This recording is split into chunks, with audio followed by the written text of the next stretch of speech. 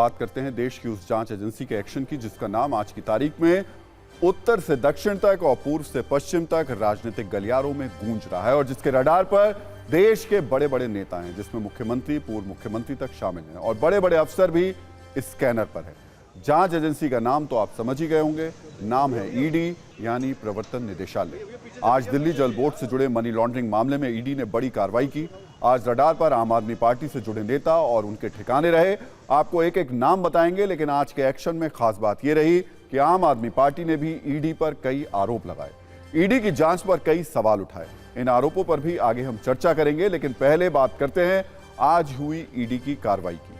आज ईडी ने आम आदमी पार्टी से जुड़े 10 ठिकानों पर छापेमारी की। दिल्ली के मुख्यमंत्री अरविंद केजरीवाल के निजी सचिव विभव कुमार के ठिकानों पर रेड की गई। आम आदमी पार्टी के सांसद एनडी गुप्ता के घर भी छापेमारी हुई। इसके अलावा जल बोर्ड के पूर्व सदस्य शलभ कुमार के ठिकानों पर भी रेड हुई। दिल्ली, वाराणसी और चंडीगढ़ में यह कार्रवाई की गई। आपको बता दें कि इससे पहले 31 जनवरी को इसी मामले में ईडी ने दिल्ली जल बोर्ड के पूर्व चीफ इंजीनियर जगदीश कुमार अरोड़ा और कॉन्ट्रैक्टर अनिल कुमार अग्रवाल को गिरफ्तार किया था। हालांकि ईडी की एक और कार्रवाई शराब घोटाले को लेकर भी चल रही है, जिसमें अरविंद केजरीवाल को सम्मन पर सम्मन भेजे जा चुके हैं, लेकिन 5 सम्मन के बाद भी पूछताछ नहीं हो पाई है।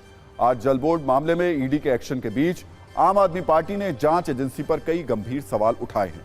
दिल्ली के मंत्री और आप नेता आतिशी ने प्रेस कॉन्फ्रेंस की और उन्होंने कहा कि ईडी की कार्रवाई राजनीति से प्रेरित है। बीजेपी हमें दबाने और डराने की कोशिश कर रही है, लेकिन हम डरेंगे नहीं। आतिशी ने दावा किया कि शराब घोटाले में ईडी ने गवाहों पर दबाव डाला। इन्वेस्टिगेशन के बाद सारे ऑडियो फुटेज डिलीट कर दिए गए, गवाहों से जबरदस्ती बयान लिए गए, गवाहों के बयान में छेड़छाड़ की गई। वहीं ईडी ने आतिशी के आरोपों को निराधार बताया है। ईडी की ओर से कहा गया कि आरोपियों के बयान सीसीटीवी निगरानी के तहत दर्ज किए गए हैं। ऐसे आरोपों पर प्रवर्तन निदेशालय गंभीर कानूनी कार्रवाई कर सकता है। दिल्ली में ईडी की कार्रवाई और राजनीतिक आरोप प्रत्यारोप वाली जुबानी चिंगारियों के बीच कैसे राजनीतिक पारा हाई हो गया है, ये इस रील में देखिए। उन्होंने ईडी वालों ने इतनी जोर की थप्पड़ मारा कान पे कि कान की कनपट्टी फट गई। तो बार बार अलग अलग लोगों को डरा के धमका के गलत स्टेटमेंट साइन कराए गए। करोड़ों रुपए का जल बोर्ड का स्कैम है, उसी के चलते उन पे रेड हुई है।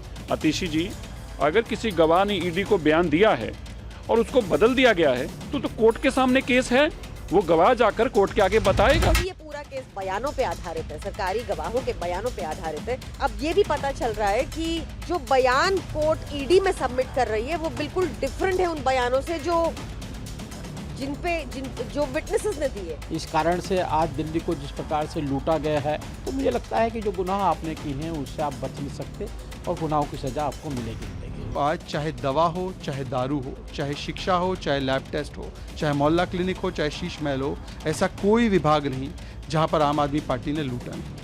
कार्यक्रम शुरू किया है भारतीय जनता पार्टी ने, वो दिल्ली तक पहुंचा है और कोई हैरानी की बात नहीं है कि जिस तरीके से छापे डाले जा रहे हैं, समन्स दिए जा रहे हैं, पीएमएलए कोर्ट को भी अप्रोच किया है, तो कहीं ना कहीं ये उससे हो रहा है मंशा से कि इनको भी चुप कराने का काम किया जाए। अरविंद केजरीवाल और उनके सभी साथी ये सब भ्रष्टाचार में लिप्त हैं और जांच एजेंसी जो अपना काम कर रही है ये सही मायनों में भ्रष्टाचार को उजागर करने का काम है।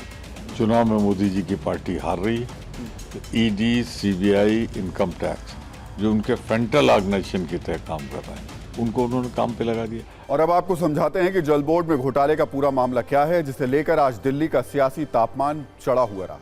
दरअसल ये मामला पुराना है। सीबीआई ने जुलाई 2022 में दिल्ली जल बोर्ड की टेंडर प्रक्रिया में भ्रष्टाचार और रिश्वतखोरी को लेकर एफआईआर दर्ज की थी।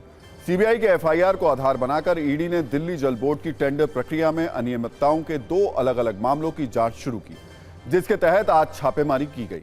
ईडी ने 31 जनवरी को जल बोर्ड चेयरमैन जगदीश अरोड़ा को गिरफ्तार किया था। ईडी का आरोप है कि एक निजी कंपनी एनकेजी इंफ्रास्ट्रक्चर लिमिटेड को करीब 38 करोड़ रुपए से ज्यादा का कॉन्ट्रैक्ट दिया गया था। ईडी का दावा है कि यह कंपनी इस कॉन्ट्रैक्ट के लिए योग्य नहीं थी। आरोप है कि एनकेजी इंफ्रास्ट्रक्चर ने फर्जी डॉक्यूमेंट्स बनाकर टेंडर हासिल किया।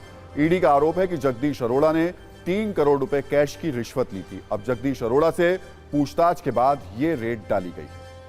अब आपके मन में सवाल उठ रहा होगा कि इस पूरे मामले में केजरीवाल के निजी सचिव विभव कुमार का नाम कैसे आया। तो ऐसा दावा है कि विभव कुमार जगदीश अरोड़ा के करीबी रहे हैं और इससे भी बड़ी बात यह कि विजिलेंस विभाग ने विभव कुमार की शिकायत की थी। विभव कुमार दिल्ली जल बोर्ड में किसी पद पर नहीं है, फिर भी इन्हें जल बोर्ड का फ्लैट अलॉट किया गया। आपको बता दें कि फ्लैट अलॉटमेंट केस में विजिलेंस 2023 में पूछताछ भी कर चुका है। कुल मिलाकर यह मामला संगीन होता जा रहा है और इस पर एक बड़ा राजनीतिक युद्ध होना भी तय है। ईडी के इन छापों के बाद बीजेपी अब आम आदमी पार्टी के कट्टर ईमानदार वाले उस प्रीमियम पर वार करना चाहती है जिसके सहारे वो सत्ता में आई थी। वहीं आम आदमी पार्टी बीजेपी पर तानाशाही का आरोप लगा रही है। इसलिए मैं कह रहा हूं कि न्यूज मित्रों की ये बहुत दूर तलक ये मामला जाएगा, आप इसको नोट करते रहिए।